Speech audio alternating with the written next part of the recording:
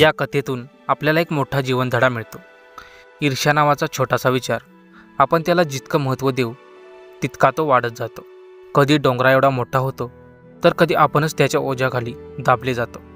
पण जेव्हा आपण तुलना, स्पर्धा, लोक काय म्हणतील हे विचार सोडून आपल्या मार्गाने चालू लागतो, तेव्हा ईर्ष्या आपोआपच मुंगी इतकी क्षुल्लक होते।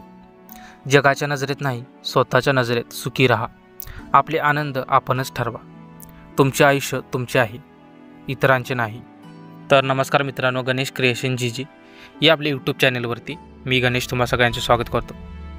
श्री स्वामी समर्थ कृपेने तुमच्या मनातील सगळ्या चांगल्या इच्छा लवकरच पूर्ण होत असे श्री स्वामींचरणी प्रार्थना करून आजच्या आपल्या व्हिडिओला सुरुवात करूया। एकदा ब्रह्मदेव रथातून जात असताना सारथी अचानक रथ थांबवतो। ब्रह्मदेवाने कारण विचारले असता तो सांगतो की एक छोटा प्राणी बसला आहे, तो रस्त्यातून बाजूला होत नाही, म्हणून रथ थांबावा लागला। थोड्या वेळाने ब्रह्मदेवाने पुन्हा विचारल्यावर सारथ्याने सांगितले की तो प्राणी पूर्वी होता त्यापेक्षा मोठा झाला आहे। ब्रह्मदेवाने सांगितले की त्याला चाबूक दाखव, म्हणजे तो बाजूला जाईल।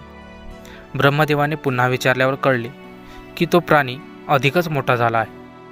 आता तो प्राणी तर एका डोंगरा एवढा मोठा झाला आहे आणि रथावर चाल करून येत आहे। हे ऐकताच ब्रह्मदेव म्हणाले, रथ मागे घे आणि त्याला सांग की तूच श्रेष्ठ आहेस। आम्ही रथ वळवतो आणि दुसऱ्या मार्गाने जातो।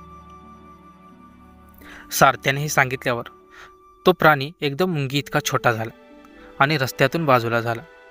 आश्चर्यचकित झालेल्या सारथ्याने ब्रह्मदेवास याचे कारण विचारता देवाने सांगितले की त्या प्राण्याचे नाव ईर्ष्या असे होते। आपण जेवढे महत्त्व त्याला देऊ तेवढा तो मोठा होत जाईल।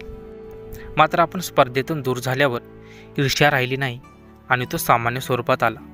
सर्व स्पर्धा ह्या जिंकण्यासाठी खेळायच्या नसतात।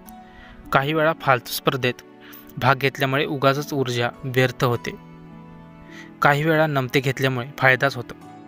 याचप्रमाणे जग लोकांच्या नजरेने बघण्यापेक्षा आपल्या नजरेने बघावे।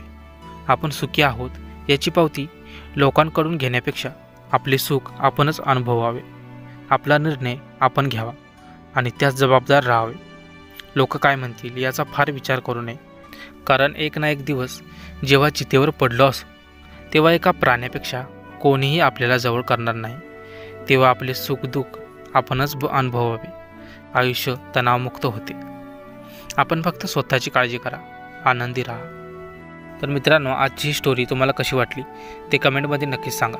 आणि तुम्हाला जर हा व्हिडिओ आवडला असल्यास आपल्या व्हिडिओला एक लाईक आणि चॅनेलला सबस्क्राईब करायला विसरू नका। भेटूया अशाच एका नवीन आणि माहितीपूर्ण व्हिडिओमध्ये। तोपर्यंत धन्यवाद।